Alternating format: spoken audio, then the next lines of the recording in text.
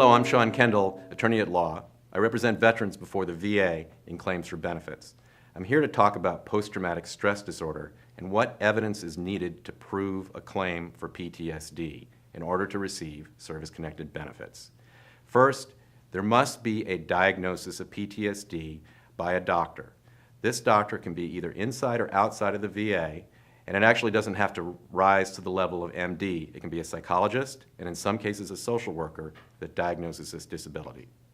There also must be evidence of something that happened in service.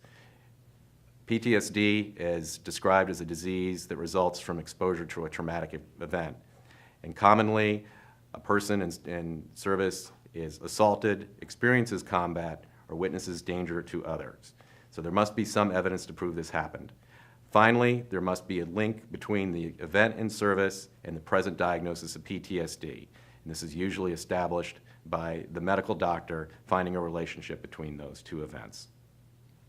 There are some new changes to VA regulations which affect claims for PTSD.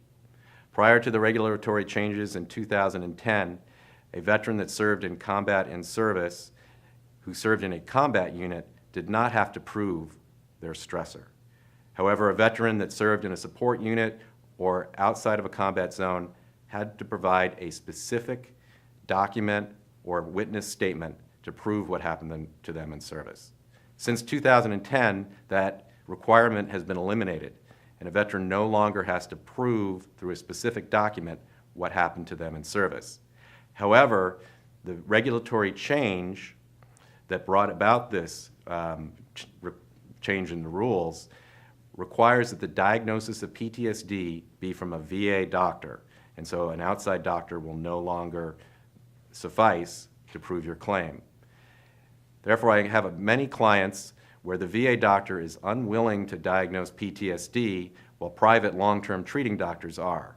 In such a case, there is still a requirement that a veteran prove their stressor.